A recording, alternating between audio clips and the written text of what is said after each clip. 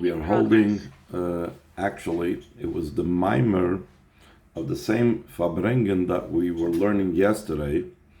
So some of the things that we learned in yesterday's Mashiach and Geula Shiur will resonate in today's mimer, because that Fabrengen, the Rebbe started off with the mimer that we're reading right now, and then he continued with the Sikha, and much of the Sikha is like, in a way, a continuation of the mimer that we're going to learn right now. B'siyata d'shmaya, early in Dalet Tesvav above Tashmem Beis, with the help of one above, the night, Tuesday night going into Wednesday, 15th of Av, Tashmem Beis, 1982. Tanam B'sim Masechtas Tainis, we learned at the conclusion of the Gemara called Tainis. So the Rebbe takes this concept that it's the conclusion of the Gemara called Tainis in a conceptual way. It's not just, okay, there's a Masechta called Tainis, and we learned something at the conclusion of it. But the fact that it's the conclusion of Masechtas Tainis, Hainu B'siyum V'choisim Kol Dinei Tainis. We learned at the end and at the seal, the conclusion of all the halachas of fast. In other words, like the Rebbe, I believe, is saying over here, that fasting is over. We're done with it. We're at the end of it. Why? Because we're talking about the positivity that results after the fast, as this whole mimer is about. There were no Yom Tovim for the Eden, like the 15th of Av and like Yom Kippur. So too the Pasuk says, go out and see daughters of Tzion and the king Shlomo HaMelech, in the crown that his mother crowned him, in the day of his wedding, in the day of his rejoicing of his heart. The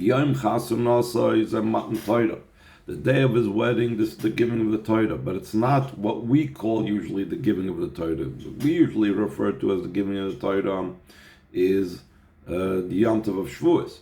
But in that context, in the meaning of that pasuk that we're talking about, the happy occasion is talking about the giving of the Torah the second time around, the Luchas Shnius, Hainu Yom Kippurim. It's referring Matan Torah, that it's referring to over there, the day of his wedding, is talking about Yom Kippur, Shem Nitnu by Luchas HaAchronis, that the final tablets, the final Luchas were given on that day.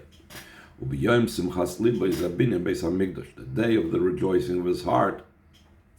That is the building of the Beis HaMikdash. We can see in Masechtas Tainis, like the conclusion of the Masechta Tainis,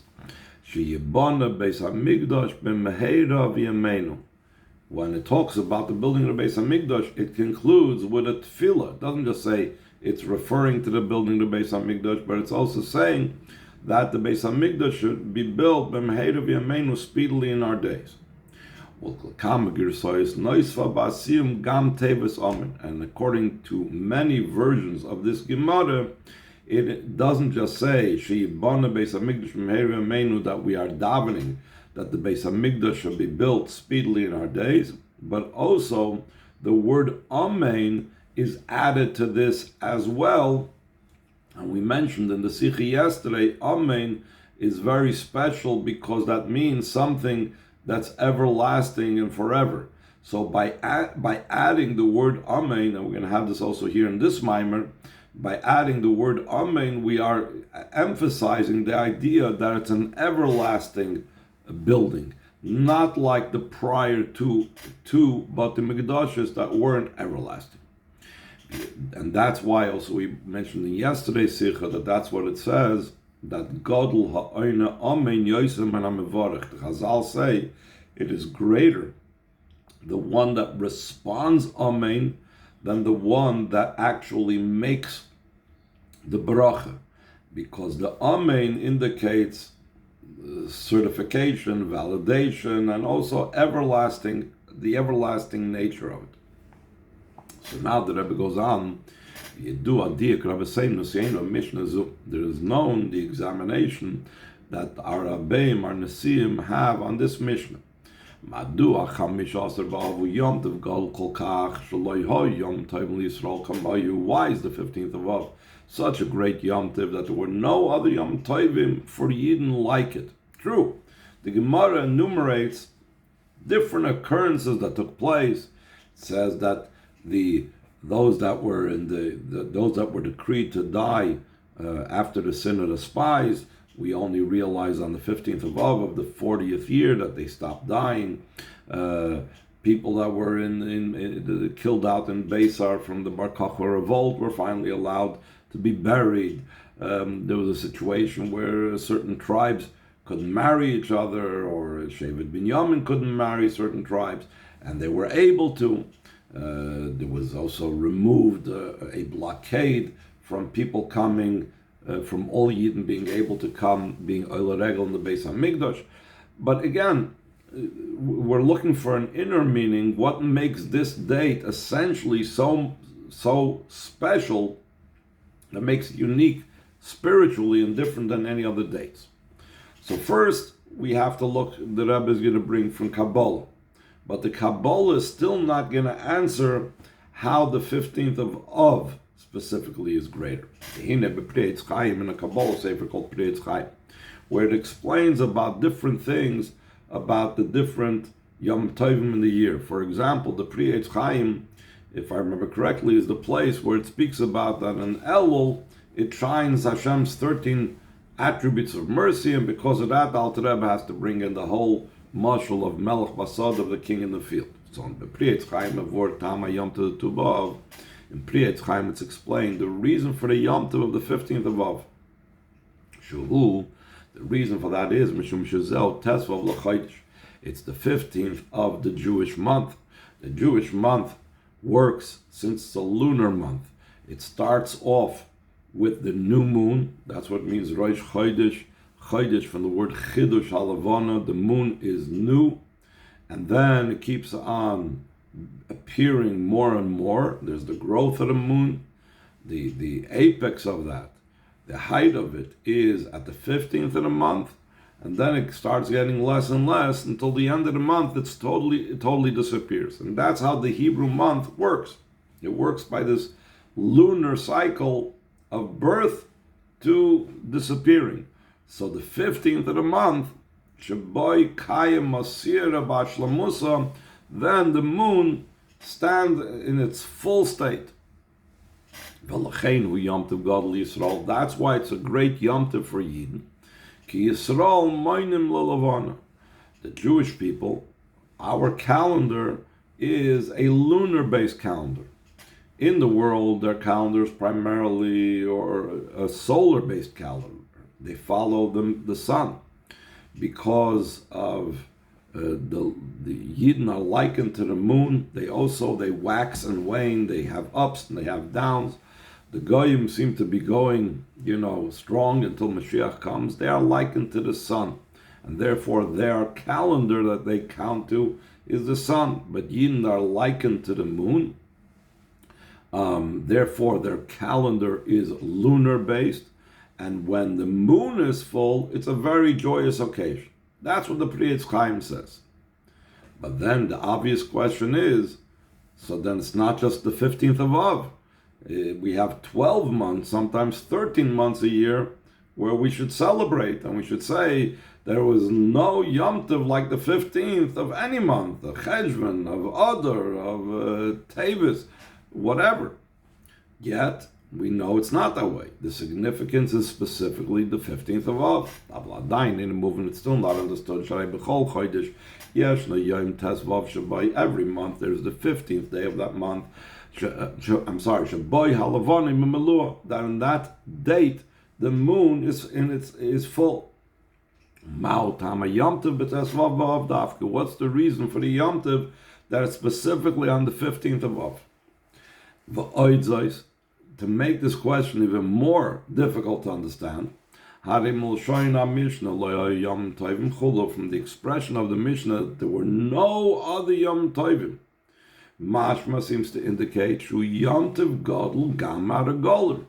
It is a greater Yom Tov, the 15th of Av, even than the 3 Yom Tovim known as Regel, because that's when we were Oil Regel. We went up to the Beis HaMikdash by foot, greater than Pesach, greater than Shavuos, greater than Sukkot. Now, if we look at the date of the calendar, 2 of these 3 are also on the 15th. Vadei Beis, Maragolim, 2 of these Yomim Tovim, Hayom to the Chag HaMatzos, Vayom to the Chag HaSukkos, Gam Hei Mecholim B'Tesvav L'Chodesh, both the Yom Tov of Pesach and the Yom Tov of Sukkot also occur on the 15th of the month, Shaboy Kai Mesira B'Shlemusa, that then there's also the moon in the fullest. So in addition to the question on what the Pri Eitz Chaim says, that the fullness of the month makes Tu B'Av special, how could it be greater than the other Yomim Tovim that come out on the 15th of the month? It should at least be the same. My Milas Tu B'Av, what is so special about the 15th of Av? Second paragraph on the page. The Kudus Abir Bezeh, the point of the explanation of this is the Milah Tesvav B'Av, the advantage of the 15th of Av, Hi Mishum Shu Yom Tesvav L'Chodesh Av Davke, because it's the 15th specifically of the month of Av. The fact that it's in the month of Av makes it special. The Chodesh Av, Chodesh HaChamishi Shemazoli Aryeh, the month of Av is the 5th month that its mazel is the lion, like we've mentioned in other places as well. V'lachein, because its mazel was the mazel of a lion, that's why it's the month that in it was the destruction of the Beis HaMikdash. Like it's brought down the Sefer Yalkut Shemoni, a collection of Midrashim, Allah Aryeh and Nebuchadnezzar. Arose a lion. This is going on Nebuchadnezzar. That it says about Nebuchadnezzar that a lion went up from his bush, from his hiding place. Moving for this understood, in a similar vein, this also applies to the destruction of second Beis HaMikdash, even though it wasn't destroyed by Nebuchadnezzar, but it's still, whoever destroyed the Beis HaMikdash is also considered like a lion that destroys its prey. B'mazel Aryeh, when did it happen? The lion rose up in the constellation of Aryeh, in the astrological sign of Leo, Chodesh Av Chulu, the month of Av. Hainu, this means to say, Shuhu Chodesh Aboy Hoysa Yerida Gedola B'Yoyser. This is a month that was a very terrible and very great descent. Even the call Yerida Hitzor Chaliyah, since every descent is for the sake of an ascent, for a higher elevation, Ve'aliyah Hilifi Erech HaYerida. And the ascent is comparable to the descent. In other words, when I say that there is an aliyah after the yerida, there is an ascent after the descent, there needs to be a certain type of relationship between them. For example, in a broad sense, an example of a descent for the sake of an ascent is, let's say someone invests money. He's giving away his money. Why is he giving away his money? To be able to get more money back. He invests $100 and he's happy if he makes $10 on the $100, $20 on the $100. But what happens if he invests $10,000? If he invests $100,000? You don't expect a person to invest $100,000 and be happy with a $10 return, a $20 return. You know what? I invested $100,000 and I got back $100,010. It's ridiculous. Any aliyah has to be similar to the yerida. Or you see a person that's remodeling their house. Also, it's yerida. They're destroying their whole house. They're tearing it down. And why are they tearing it down? Because they wanted to have some new moldings around their window. That doesn't make any sense. That's not a sufficient reason to go ahead and tear down an entire building. If you're going to tear down an entire building, you need to have the results, the gain, the aliyah afterwards comparable to how much destruction went on. You're not going to tear down and even remove windows all over the house just because you want to have some new molding around the window. The same thing when we talk about the aliyah that follows the Yerida of Tisha B'Av. Since Tisha B'Av was such a terrible Yerida, so therefore the aliyah has to be so much greater. Since the descent of the month of Av is a very, very low descent, moving is understood. The ascent that follows Tisha B'Av, B'Tes V'Av on the 15th of Av, is so much higher and higher. Until the ascent is beyond any type of category of measurements and limitations. Though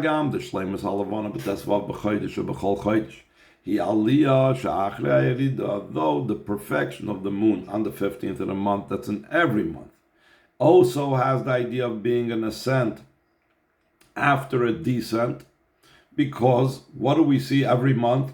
The Lifnei Tesvav B'Chodesh Halavanein B'Shleimusa.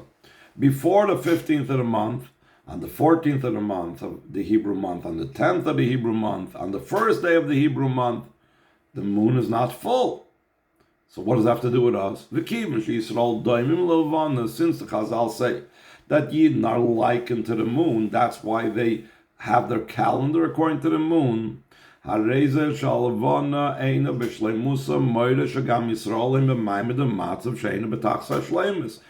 is indicative that just like the moon is incomplete, so the Yidden are also in such a state and situation where they are not totally imperfect, totally perfectly complete. Therefore, every month, on the 15th of the month, the Yidden rise up to a higher state. The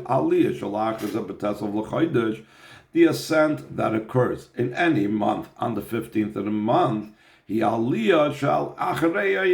an ascent after a descent. Despite that,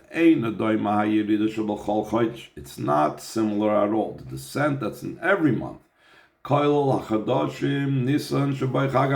including the months of Nisan, which in it is the Yom Tov of Matzah's Pesach, V'Tishrei, and the month of Tishrei Shabai Chag HaSukkos, that in it is the Yom Tov of Sukkot. So whatever descent there might be in those months are incomparable to the descent that's in the month of Av. Then we were exiled from our land, that the hand was like stretched out and sent out in your holy place, meaning Churban Beis HaMikdash was the destruction of Mikdash. Moving to this understood, that the ascent from this descent, when the moon is at its full state, that's what happens in the 15th of the month, including the 15th of the month of Av. Therefore, since the descent was so low, the ascent is incomparably higher, even in comparison to the ascent that's every 15th of the lunar month, every 15th of the Hebrew month in other months. Even over the 15th of the month of Tishrei, Sukkot, and the 15th of the month of Nisan, Pesach. Third paragraph on the page. We could say, why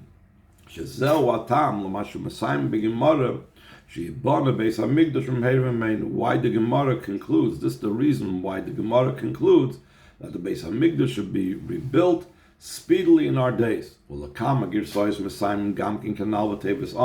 many versions of the Gemara, they also conclude, like we mentioned earlier, with the word Amen. Shapirusha, the meaning of the word Amen is, this is an everlasting thing and it exists forever and ever. Because this ascent of the 15th of Av is connected with the descent of the 9th of Av.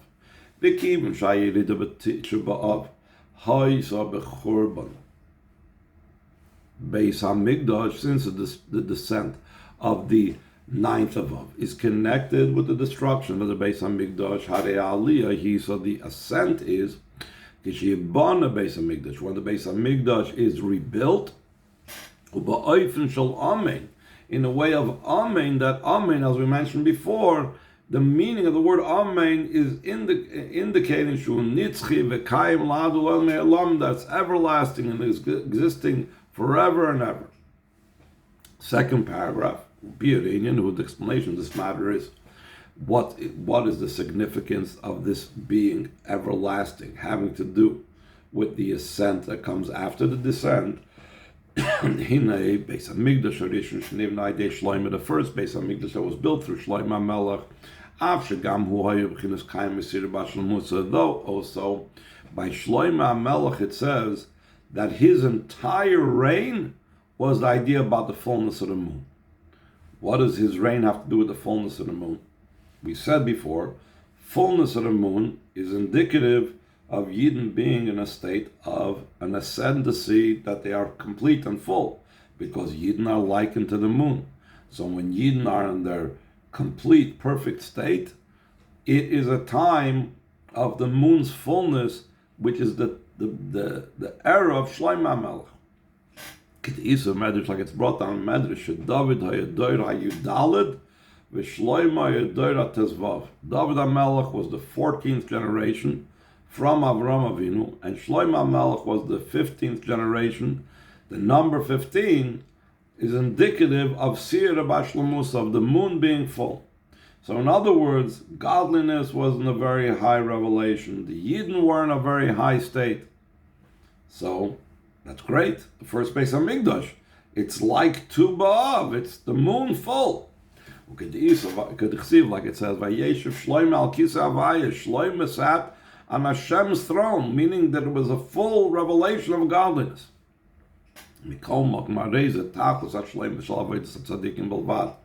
Still, no, this is only the ultimate perfection, but of the avodah of tzaddikim. It's not, doesn't have the advantage of Baalei Tshuva, because the Yidden did what was right, and they had a Beis HaMikdash, and they just went on to do what they were supposed to do. This is the avodah of the Tamid in its normal order, just that alone. The Rebbe borrows terminology.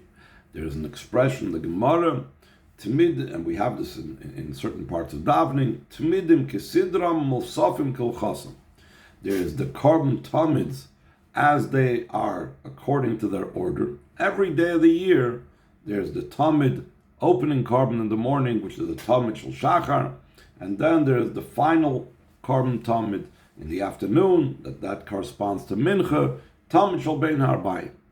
Then there are certain days of the year where there's Musafim.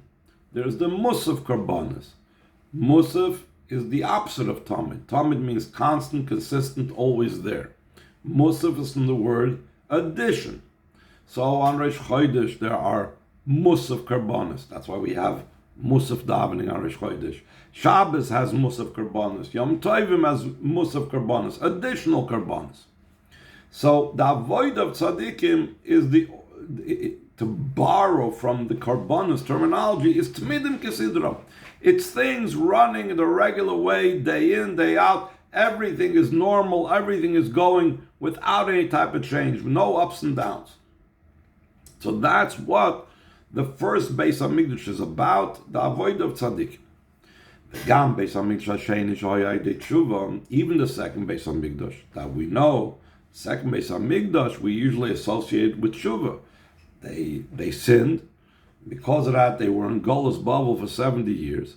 Now, once they did tshuva, Hashem rebuilt or sent the Nevi'im to rebuild the Beis HaMikdash. So now, the second Beis HaMikdash is about tshuva, which is higher than just the perfection, like we said, of tzaddikim that was in the times of Shlomo HaMelech.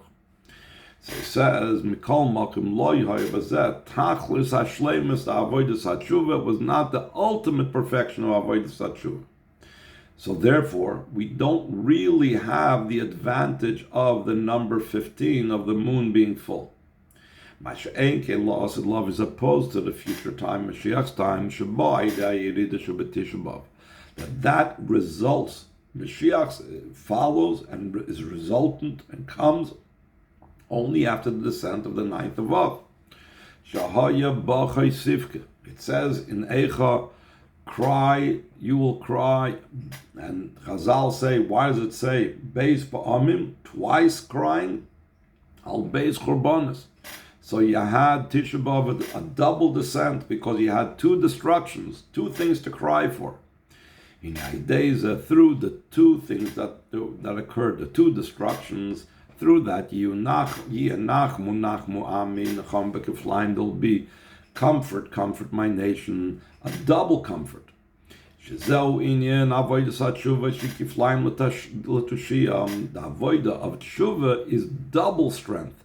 The idea of the Baal Tshuva is, even in the simple pshat, why do we say that the Baal Tshuva is greater in tzaddikim? The Baal Tshuva is, we're holding in the middle of the second paragraph on the second page. Why is the avodah the Baal Tshuva in the called double? Why is the Chazal say that the avodah Baal Tshuva is greater than tzaddikim? In a very simple sense, because the Baal Tshuva feels how far they have been, so they're trying to, if you will, play catch up. They put in much more strength. They put in much more effort. And Alter Rebbe in Tanya speaks about that the Baal Tshuva in the Geras HaTshuva speaks, if he used to read one page, so he reads 2 pages. If he used to study one Pedic, he studies 2 Prakim, and so on. So the whole idea of Tshuva is double strength, like the double Nechama that comes on the double destruction. Hainu Tachlis Shleimus Avodas HaTshuva, the double strength of Tshuva, that is the ultimate perfection of the Avodah of Tshuva. When we have the double strength of Tshuva, the ultimate level of Tshuva, Nasa Beis HaMikdash HaShlishi Nitzchi V'Kayim La'adol El Me'olam, through that the third Beis HaMikdash becomes everlasting and existing forever and ever. Ki Aidei Avodas HaTshuva B'Shleimus, through the Avodah of Tshuva, in its most perfect way. So then areis doinois nas like izochios mamish. So then we know that even intentional sins that the person that's doing tshuva did in his past life becomes like actual merits. Like the expression of the Alter Rebbe in his holy Sefer of Tanya and in many places. Like it's explained over there in Tanya, what's the reason? How can intentional sins become merits for him? The Masha b'tshuva is doinus naslik izach is the reason why b'tshuva the intentional sins becomes for him like merits. Umshum the sibas tshuva, the cause of his tshuva is makom shahayel mata mata b'yoysa beretz yivayif b'li, because he was very, very much below in a parched land, in a thirsty land without water. Through that he comes to a great love, etc. Meaning, the Alter Rebbe explains in Tanya, an Aveda cannot become a merit for the person. How is it possible for a Baal Tshuva, for his Avedas to become a merit, when something causes something else positive to be done, so it becomes a merit as well? For example, just to give a more basic example, we know that when a person eats l'shem shamayim, even though eating by itself is not a mitzvah, but he eats for the sake of having energy to do mitzvahs, to learn, to daven, etc. So then, especially when he actually puts it into action, and he eats, and afterwards he davens by the strength of his eating, he learns, he does mitzvahs with that strength of his eating, so then he elevates that eating because the eating itself contributed and added and enabled his davening and learning. Now, the Baal Tshuva's level of tshuva, where his yearning and thirst for Hashem is very powerful, is a type of thirst that a tzaddik cannot experience. Because true thirst is to be found where there's no water. The Baal Tshuva's life before he did Tshuva is like going thirsty. And when he finally does Tshuva, it's like finally being able to quench his thirst and fill his desire for Torah mitzvahs. That type of desire cannot be matched by a tzaddik, because a tzaddik was never so parched, he was never so thirsty. Only the Baal Tshuva has this great love, this great thirst for Hashem, this great desire for Torah mitzvahs. What's the cause? What led him into having such a ava rabba, such a great love for Hashem? The fact that he was so far beforehand. That's why the tzaddik who was never far cannot even hope to attain such a great love for Hashem like the Baal Tshuva has. So it comes out that the aveirus that the Baal Tshuva did, the transgressions, the intentional sins that the Baal Tshuva did, these are the cause for his having a great love now. So just like when a person eats, that gives him the energy to be able to do Torah mitzvahs. So now the food that he ate an hour ago becomes elevated through his Torah mitzvahs. In a similar vein, since these zedoinus, these intentional sins, are the ones that contributed and triggered such a great love and such a great desire and yearning for Hashem by the Baal Tshuva, so therefore those very avedas become now merits for him, and as like the Rebbe is now going to also explain, and therefore the sparks that are in those avedas that are usually cannot be elevated are elevated as well. Therefore, through this avodah, the avodah of tshuva in a perfect and complete way,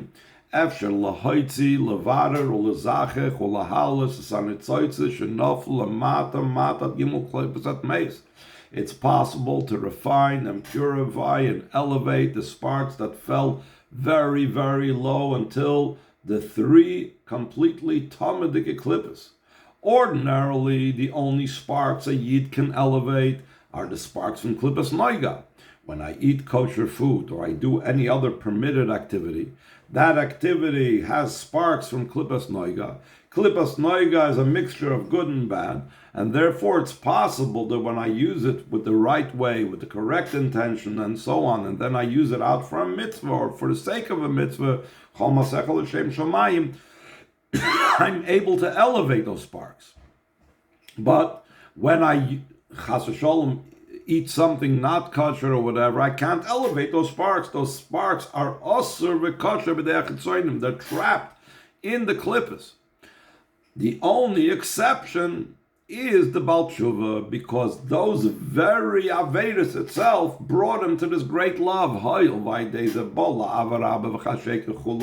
Because through these sparks that were so deeply embedded, so low in the Gimel Klipsat Meis, only those were the cause of him coming to such a great love and such a great desire for Hashem that was impossible to reach if he wouldn't have done the Avedas. Like it's explained in Tanya, the detailed expressions in how powerful the love of the Baal Tshuva is, surpassing anything and any love that a tzaddik is possible to has any possibility of reaching. Since the intentional sins becomes for the Baal Tshuva as merits, it's being refined to three totally impure klippas.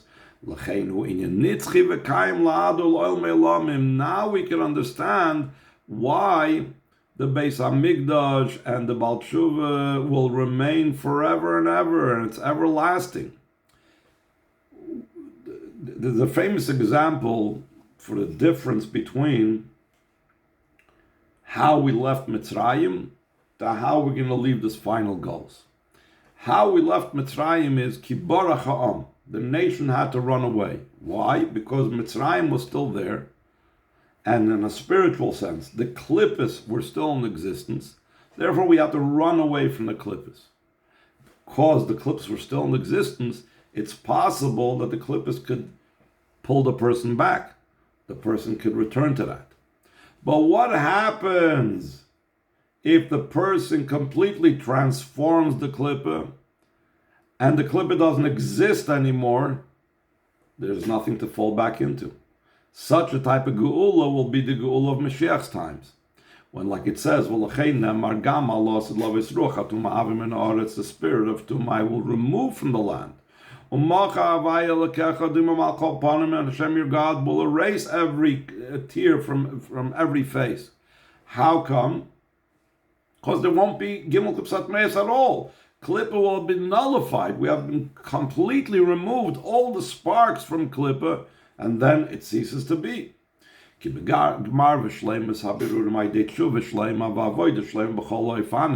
conclusion and the perfection of the refining of the sparks, through a complete tshuva and a complete avoida in all matters and in all manners, after we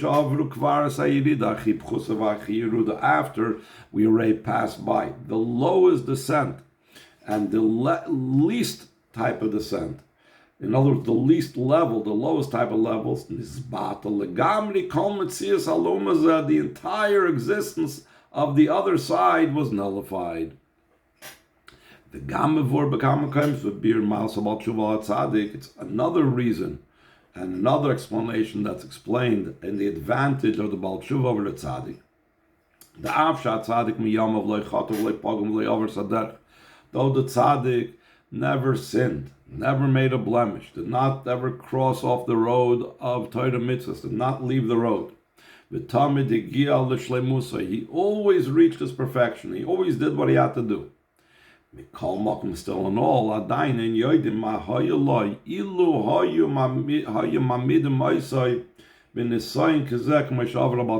don't know what the tzaddik would have been like if he would have faced the same challenges like the Baal Tshuva faced. The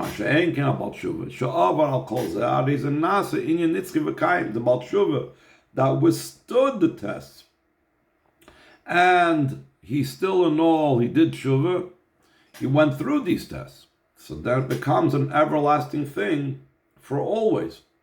So this is another reason why the Baal Tshuva is about bringing about the third base of Mikdash to be everlasting, because that is the nature of tshuva, to be able to withstand all types of challenges. That's the advantage of the third base of Mikdash over the second base of Mikdash, and even in comparison to the first base of Mikdash, that in the first base of Mikdash it had 5 things that were lacking in the first base of Mikdash, the Aron, the Luchas, and other things. And even over the first base of Mikdash, the third base of Mikdash will be better. The ascent in the third base of Mikdash is after the descent of the time of exile. That's the advantage of the avodah of tshuva. Mashiach also lost of tzaddikai, but the Mashiach is coming to bring tzaddikim to tshuva. And to be able to explain the descent that was in Tisha B'Av and the ascent afterwards. In Kabbalah terminology more. The reason why Tisha B'Av specifically came out on the 9th day of the month, could have been any day of the month. What's the significance of the number 9? Through the destruction, we affected in the level that's known, that it says in Sefer Yetzirah that there's 10 and not 9. And we messed up that 10 number. That instead of the being 10, all that remained is 9. We are making lacking. We are missing out 1 sphira from the 10 spheres of Kedusha. Alas, and how has she sat alone? Eicha beis tevis. The word eicha could be divided into 2 words. Koi. different and the different kinnis, they say that they use this combination of a koi instead of echa. The a, that's aleph and yud, 1 and 10. Umasha yud spheres oilam ba'aleph. It's the fact that the 10 spheres are arising and leaving the world and becoming part of the aleph v'shul oilam. They're becoming hidden from the world. Vayidei ze bechinas koi, the spheres hamalchus yashva ba'adud. So koi, which goes on the level of spheres of Malchus, like this. Zeh goes on the spheres that are higher than Malchus. Koi is only like this. It's going on spheres of Malchus. Yoshva Bodot, she sat alone, removed from the other 9 spheres. Sharei Ragla, Yerdis Chulu, because its legs of Malchus descend into place of Klippa. Sheshchinta Hibegalusa, Malchus is the level of Shechina, is now in exile and therefore removed from the other 9 spheres. Yachad im Kol Yisrael, that the Malchus is in exile, the Shechina is in exile together with all the Yidden that are in exile. Through this descent, which is a very powerful descent, so also the ascent is a very great ascent. The Eicha, that it becomes the ascent to the level of the Aleph Yud of Eicha, meaning the Tmura is Sphira Achas. Instead of lacking one sphere, like we said,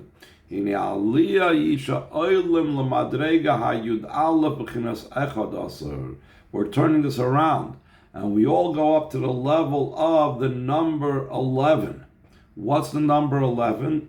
The 1 over the 10, which is the Koyal Spheres HaKeser. It's going on Keser, which is higher than the 10 spheres. By the way, the moon is also the idea of Malchus. So the moon being not full, that shows that it's lacking its connection with the sun, showing on the higher spheres. But when the moon is full, that means that Malchus is now reconnecting. So on the 15th of Av, it's in its complete and perfect state. The perfection of the sphere of Keser, Bechinas Atik, the inner level of Keser known as Atik, Ad Pnimius Atik, until the innermost level of the innermost level, called the Pnimius of Atik. Like it's brought down, the Kabbalah Sefer we mentioned before, Pri Eitz Chaim, and brought down in many places in the Chassidus, all the different ascents and going up higher and higher and different Yom Tovim and different things during these days before Mashiach comes, even the most highest and most perfect elevations, they only reach a level of the external level of the higher level of Keser, which is the external level of Atik.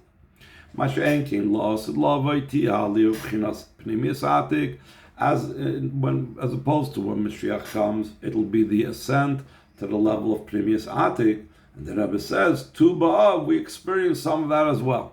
We can see in Masechtas Tainis Gemara, like the conclusion of Masechtas Tainis in the Gemara, in the future, Yidden will say, Hine Alkeinu Zeh, behold, this is our God, Zeh Avai Kivinu Loi, this is the Hashem that we hope to Him, which is the level, according to Chassidus and Kabbalah, Gilu B'chinas Pnimius Atik, the level that we hoped for, the level that we are getting revealed. When Mashiach comes, is the level of the inner level of Atik, the higher level of Keser, Ba'ifin Shashayach Gilu B'chinasu, to the degree that it's possible to have this revealed. Last paragraph, V'zel Mashkotzav V'haya V'ayim Melcha Kol Haaretz. B'yom Ha'u Yiyah, then Havaya will be a king over the entire land. In that day, Hashem will be one, etc. The Ein V'hoya El Lashon Simcha. When it says V'hoya, it only means an expression of joy. It'll be a happy time. The same letters that make up the word V'hoya, and it will be, is also the same letters Yud Kei Vav Kei of Shem Havaya. Ela Shav Kei Koydem Yud Kei. When we're saying the word V'hoya, how is it different than Shem Yud Kei Vav Kei? In the name Yud Kei Vav Kei, first there's the Yud Kei, then there's the Vav Kei. In Vahoya, it's first Vav Hey and then Yud Hey. Hainu, why is that so? Mishum sha'simcha yidei avodas hamata. What brings about joy? When the avodah comes from below. The Vavke shows on the lower spheres. It shows on the 6 midos and malchus.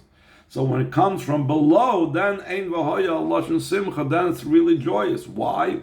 Because l'maisi yadecha tichseif. Because Hashem desires the action of your hands. He doesn't want to give it to us from above, which is Yud K Vav K, but He wants to be v'hoya. We should work from below. V'nekeva t'seiv gever, and that's the idea that the feminine will surround the masculine, meaning the lower level, malchus, will be higher than the levels above. Then we conclude in that day, Yihya. Yihya is Beis Pamim Yudke. Yihya is Yudke, Yudke. The Yichud Chachma Bina Hu Yichud Tmidi. Chachma Bina is hinted in the letters Yudke.